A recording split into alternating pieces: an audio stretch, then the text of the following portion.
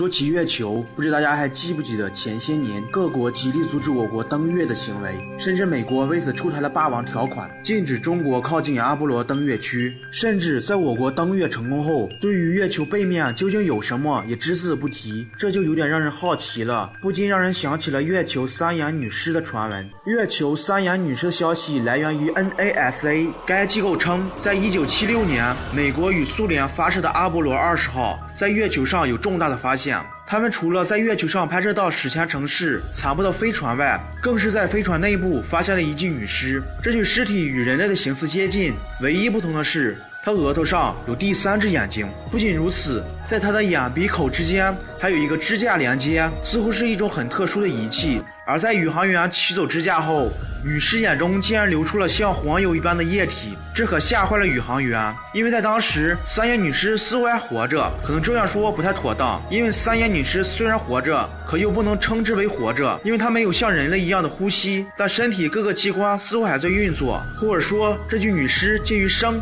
与死之间的状态。但是在女尸被带回地球后，她就失去了生命特征。那么这条信息是真的吗？有人猜测三眼女尸曾是地球的难民，第三次人类灭绝逃往了地球。之所以有这样猜测，这是因为三眼女尸看上去与地球人类相似度高达90%，很可能是地球上人类的先祖通过某种方式到达了月球，并在那里生存了下去。科学家对三眼女尸曾是地球难民这种猜测表示不可置否，但不可否认的是，三眼女尸身上的未解之谜却是太过于虚幻。至于她是否拥有人类的基因，还需要进一步研究才能知晓答案。当然，这一切前提必须是美国真的在月球背面找到过这样一具女尸。除了地球难民这一猜测外，更多人相信外星人一说。根据2009年美国前登月宇航员的描述，美国曾在阿波罗登月任务中与外星人进行过较低等级的接触，并拍摄到了足以证明外星人存在的照片，但是因为太过机密，美国和苏联方面都未曾公布。当然，仅凭这一句话不可能让人相信这一说法。更重要的是，此前由阿波罗号和美苏太空站传回来的上千幅月球照片和视频资料，也向科学家揭示了月球上确实有某种不明文明的活动痕迹。如果这是真的话，在我国登上月球以后，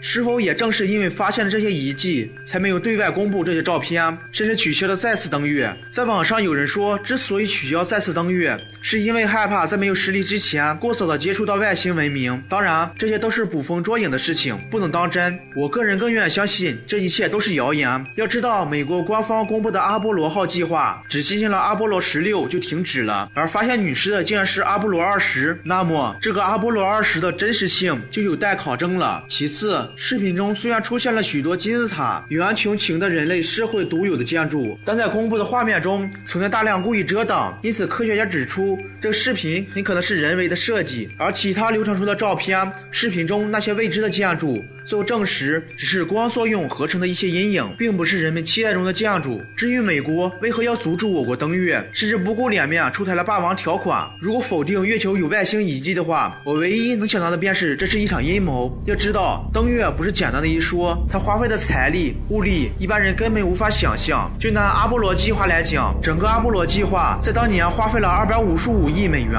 如果按照黄金比值来算，相当于现在2000亿美元。而美国之所以不断的挖坑，目的就是为了刺激我们，让我们和他们在太空上进行军备竞赛，从而拖垮中国的经济。而我们在见识到月球的风光后，我们也没必要再次登月，因为它除了提高民族自信以外，就没有其他意义了。更何况如今我国航天技术很多处于领先的地位，根本不需要再用这样的手段去提升民族的自信，反倒是那些一直反对我国登月、给我们挖坑的国家，要反过来求着加入我们，而我们会说你们没有资格。我是叹为观止，我们下一期视频再见。